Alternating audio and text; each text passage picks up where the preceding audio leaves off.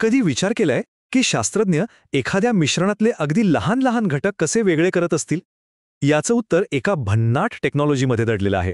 नाव आहे high performance liquid chromatography किंवा सोप्या भाषेत HPLC. आता नाव ऐकून थोडं अवघड वाटेल, पण काळजी करू नका.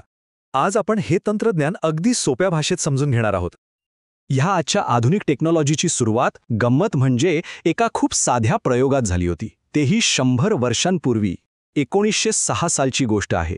मिखाईल स्वेट नावाचे एक वनस्पती शास्त्रज्ञ होते. त्यांनी काय केलं तर खडूच्या पावडरने भरलेली एक काचेची नळी घेतली आणि त्यात वनस्पतींच्या पानांचा अर्क टाकला. आणि मग काय जादू झाली बघा.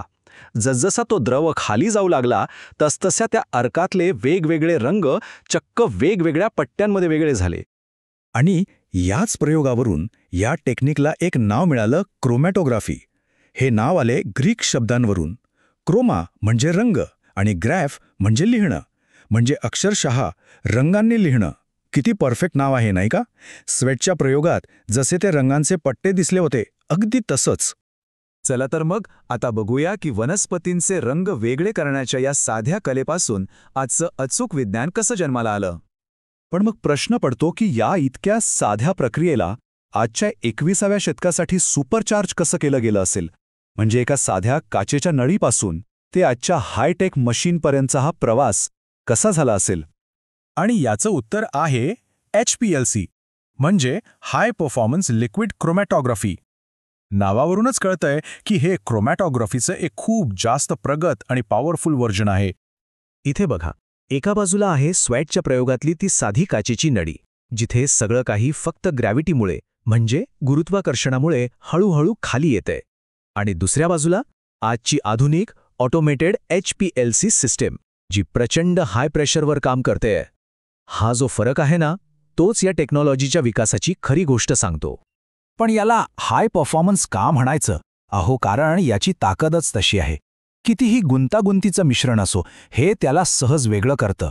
याचे रिझल्ट्स एकदम अचूक आणि प्रत्येक वेळी सारखेच येतात.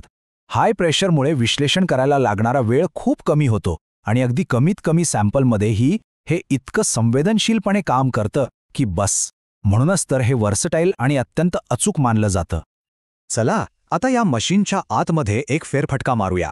बाहेरून बघायला हे एखाद्या ब्लॅक बॉक्ससारखं वाटू शकतं, पण आपण याचे एक एक भाग सोपे करून समजून घेऊया.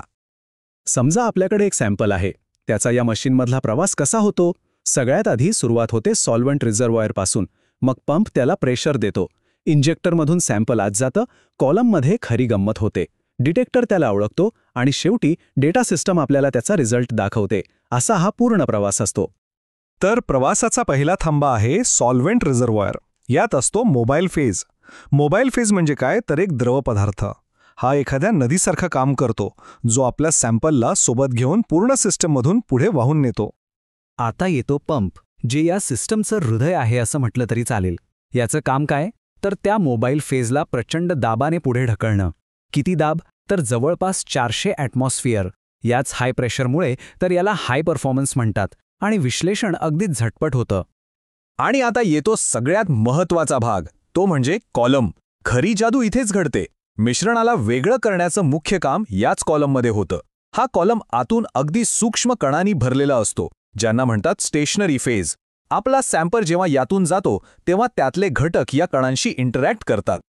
बरं, एकदा का कॉलममध्ये सगळे घटक वेगळे झाले की ते एका मागोमाग एक बाहेर पडायला लागतात. मग तिथे असतो डिटेक्टर.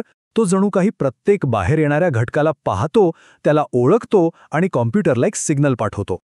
या सिग्नलमुळेच आपल्याला कळतं की कोणता घटक किती वेळात बाहेर आला. पण हे घटक वेगळे होतात म्हणजे नेमकं काय होतं? हे कसं घडतं?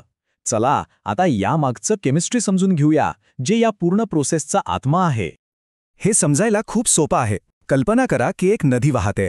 हा जो मोबाईल फेज आहे तो म्हणजे नदीचा प्रवाह आणि कॉलममधला स्टेशनरी फेज आहे नदीचा तळ. आता होतं काय की सॅम्पलमधले जे घटक तळाशी म्हणजे स्टेशनरी फेजकडे कमी आकर्षित होतात, ते एखाद्या हलक्या पानासारखे प्रवाहाबरोबर पटकन पुढे निघून जातात. पण जे घटक स्टेशनरी फेजकडे जास्त आकर्षित होतात, ते एखाद्या जड दगडासारखे तळाशी अडखळत हळूहळू पुढे सरकतात. HPLCमध्ये हे वेगळं करण्याचे मुख्यत्वे 2 प्रकार आहेत, नॉर्मल फेज आणि रिव्हर्स्ड फेज. हे सगळं पोलॅरिटी नावाच्या एका केमिकल गुणधर्मावर अवलंबून असतं. सोप्या भाषेत सांगायचं तर नॉर्मल फेजमध्ये स्टेशनरी फेज पोलार असतो, म्हणून तो पोलार घटकांना जास्त वेळ धरून ठेवतो. याच्या अगदी उलट रिव्हर्स्ड फेजमध्ये स्टेशनरी फेज नॉन पोलार असतो, त्यामुळे तो नॉन पोलार घटकांना जास्त वेळ थांबवून ठेवतो. इथे चित्रात या दोन्ही पद्धतींमधला फरक अगदी स्पष्ट दिसतोय. डावीकडे आहे नॉर्मल फेज आणि उजवीकडे आहे रिव्हर्स्ड फेज. आणि एक इंटरेस्टिंग गोष्ट म्हणजे आजकाल जवळजवळ 80% कामांसाठी रिव्हर्स्ड फेज पद्धतच वापरली जाते, कारण ती जास्त सोयीची आणि लवचिक आहे. आणि रिव्हर्स्ड फेज HPLCमध्ये अजून एक गंमत आहे. शास्त्रज्ञ स्टेशनरी फेजवर असलेल्या कार्बन चेनची लांबी निवडू शकतात. म्हणजे C18, C8 किंवा C4. याने काय होतं तर त्यांना सेपरेशनवर अजून जास्त कंट्रोल मिळतो. सोपं आहे, जेवढी लांब कार्बन चेन तेवढी घटकांना धरून ठेवण्याची ताकद जास्त. ठीक आहे, हे सगळं झालं टेक्निकल. पण या HPLCचं प्रयोगशाळेच्या बाहेर आपल्या रोजच्या आयुष्यात काय महत्त्व आहे? का महत्त्वाचं आहे हे? याची व्याप्ती अक्षरशः प्रचंड आहे. औषधं किती शुद्ध आणि सुरक्षित आहेत हे तपासण्यासाठी, म्हणजे फार्मास्युटिकल्समध्ये, आपल्या पाण्यात किंवा मातीत काही प्रदूषण आहे का हे शोधण्यासाठी, म्हणजे एन्व्हायरमेंटल टेस्टिंगमध्ये, आपण जे खातो पितो त्यातली विटामिन्स, प्रिझर्वेटिव्स तपासण्यासाठी. एवढंच नाही तर बायोटेक्नॉलॉजी, क्लिनिकल डायग्नोस्टिक्स आणि मोठमोठ्या इंडस्ट्रीजमध्ये क्वालिटी कंट्रोलसाठी HPLC शिवाय पान हलत नाही. म्हणून पुढच्या वेळी जेव्हा आपण एखादं औषध घेऊ किंवा नळाचं पाणी पिऊ, तेव्हा एक क्षण विचार करा. आपल्या घरातल्या औषधाच्या बाटलीपासून ते नळातून येणाऱ्या पाण्यापर्यंत आपलं आजचं सुरक्षित आयुष्य या एका मशीनवर किती आणि कसं अवलंबून आहे.